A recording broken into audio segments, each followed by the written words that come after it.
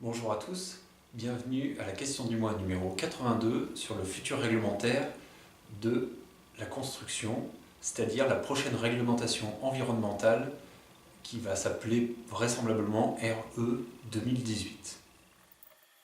Donc, pour commencer, le constat, les enjeux, c'est les mêmes que ce qu'on apprend dans les formations FIBAT.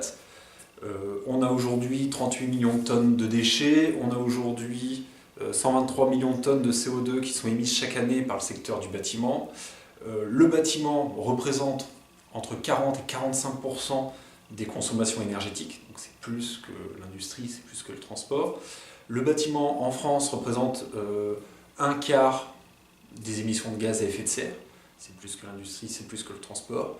Donc les enjeux sont simples, on va, pour atteindre les objectifs qui sont prévus notamment récemment par la COP21, on va devoir augmenter les contraintes pour diminuer ces émissions de gaz à effet de serre, diminuer cette consommation d'énergie et limiter la production de déchets dans le bâtiment. À ce titre, on va donc préparer la nouvelle réglementation thermique, mais ce ne sera plus une réglementation thermique, ce sera une réglementation environnementale qui va au-delà de la performance énergétique des bâtiments. Pour ça, on va avoir trois ambitions pour faire la promotion des bâtiments à énergie positive. Première ambition, continuer les efforts qui ont été faits par la RT 2012 en augmentant et en approfondissant les efforts qui ont été faits. Donc on va le voir que finalement, en termes de conséquences, il va y avoir très peu d'augmentation des contraintes, parce que la RT 2012 est déjà très performante, donc on ne va pas aller beaucoup plus loin. Deuxièmement, faire ou continuer l'effort sur le renforcement du recours aux énergies renouvelables. Donc il y a notamment, il n'y a pas longtemps, paru un décret qui permet de mieux prendre en compte le solaire thermique dans la RT 2012. Donc on va aller vers ça. C'est-à-dire qu'aujourd'hui, le solaire thermique était quand même assez pénalisé par rapport au ballon thermodynamique. Demain, on va avoir une augmentation de la prise en compte du solaire thermique de 15 à 20% dans les études thermiques. Donc ce sera plus rentable et plus intéressant que ce qui était jusqu'à présent. Donc c'est quelque chose qui va être encore renforcé par la suite. On va mieux prendre en compte les énergies renouvelables. Et donc dans le calcul RT 2012, ce sera plus simple de mettre en œuvre ces systèmes énergétiques car ils rapporteront des points. Et troisième point, impulser une dynamique territoriale et décentralisée de l'énergie. L'idée pour les bâtiments énergie positive, c'est évidemment de produire plus que ce qu'on consomme, mais on ne va pas le prendre en compte à l'échelle d'un bâtiment, on va le prendre en compte à l'échelle d'un territoire. C'est-à-dire qu'on va avoir des zones de production qui vont être plutôt sur des zones rurales, avec des hangars agricoles qui ont des surfaces avec un fort potentiel solaire. Et on a des zones de consommation avec des lotissements, des périphéries de ville, où là, on va plutôt consommer. L'idée, ça va être de lier les deux, ça va être de lier la production en masse d'un côté, territorialisée, et la consommation de l'autre. Et donc à l'échelle d'un territoire, on va avoir ce qu'on appelle un territoire à énergie positive. Donc on va produire plus que ce qu'on consomme, mais pas à l'échelle d'un bâtiment, plutôt à l'échelle d'un territoire. Le deuxième point, ça va être les trois ambitions pour promouvoir des bâtiments bas carbone.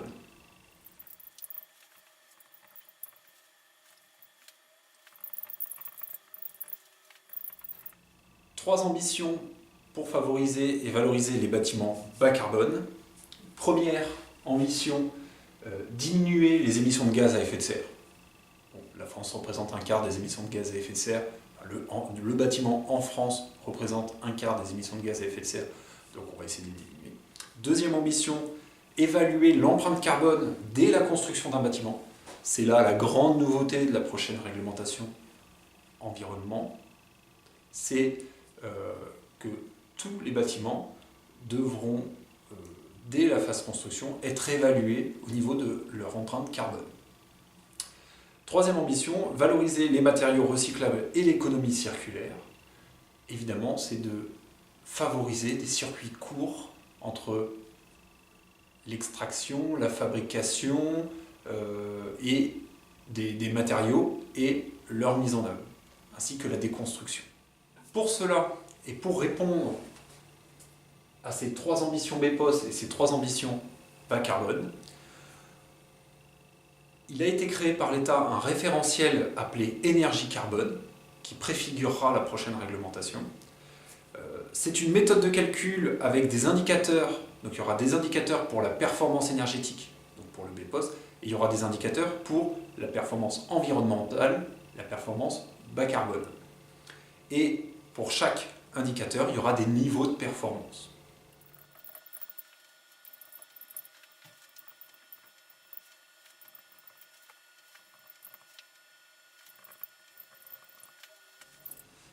Dans ce référentiel, on a donc dit qu'il y avait 2 indicateurs, la performance énergétique et la performance environnementale.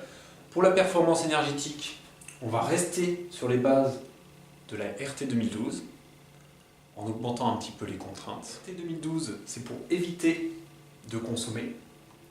Et le bilan BPOS, ça va être pour mettre en face des énergies renouvelables qui vont permettre de compenser ce peu de consommation.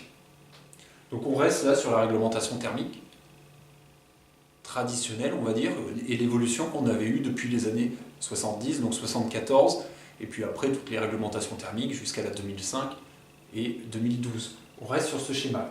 Mais la réglementation environnementale va plus loin, elle a tout le reste. Donc tout le reste, un peu comme la RT 2012, on va voir une amélioration de la prise en compte de la température intérieure de confort, on va voir une amélioration de la prise en compte des énergies renouvelables. Tout ça, ça va avoir un impact assez négligeable au niveau des entreprises, parce que ce qu'on va vous demander en tant qu'entreprise, et les conséquences techniques, financières et organisationnelles qui sont associées à l'augmentation de la performance énergétique, c'est ni plus ni moins qu'une bonne gestion des interfaces de chantier avec les autres corps d'État et qu'une bonne qualité de la prestation. Donc c'est ni plus ni moins de faire ce que vous savez déjà faire, mais éventuellement d'améliorer la qualité dans la mise en œuvre et dans la gestion, dans la préparation et dans le SAV de la mise en œuvre de ces produits et de ces ouvrages. Mais rien d'exceptionnel en termes de conséquences. Les conséquences pour le maître d'ouvrage sont tout autres, notamment au niveau du coût de la construction. Le deuxième point, qui va avoir un impact assez important, mais pas forcément sur les entreprises, c'est la performance environnementale. On va demander de réduire les émissions de gaz à effet de serre au niveau du bâtiment et au niveau des produits de construction. Et pour ça, on va demander le calcul de l'empreinte carbone du chantier, en se basant sur l'analyse du cycle de vie des matériaux. Ce n'est pas quelque chose qui va vous impacter directement, bien qu'on risque de vous demander un certain nombre d'informations qu'il faudra communiquer pour faire ce calcul, mais ça risque d'impacter le choix du maître d'ouvrage par rapport à des produits biosourcés qui permettraient de gagner des points dans cet indicateur, mais ça risque surtout d'impacter sur le coût de la construction.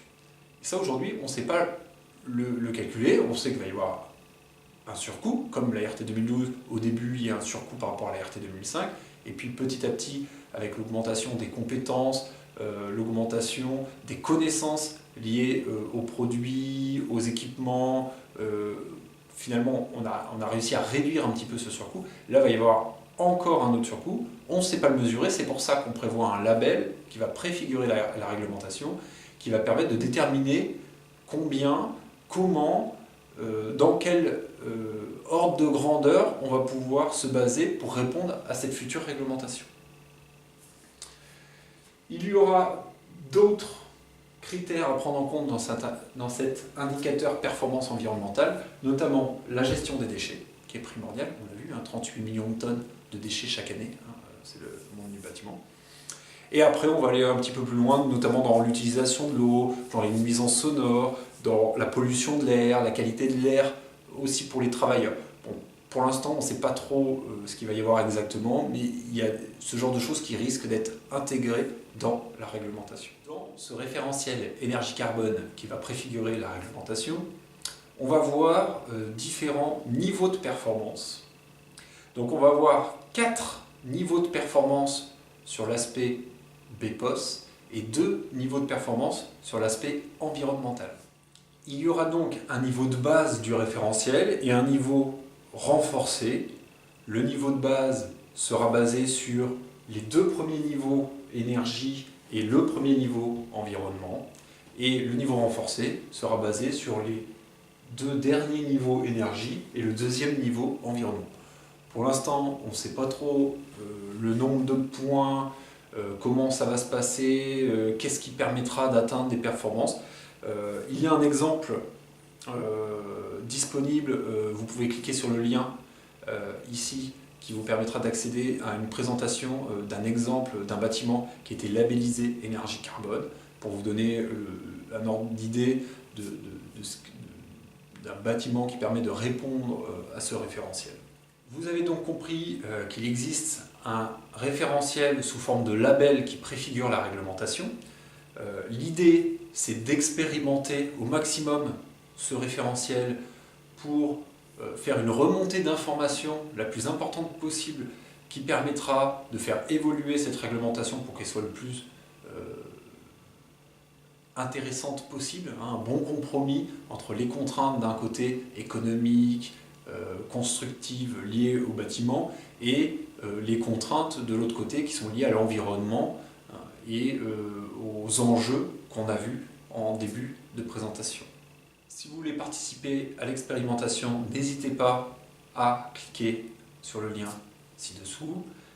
Je suis bien sûr disponible pour toutes les entreprises adhérentes à la Fédération du bâtiment pour vous accompagner sur la mise en place d'une méthode de travail qui permet de mieux chiffrer, mieux préparer, mieux mettre en œuvre ces chantiers par une gestion des interfaces avec les différents corps d'État.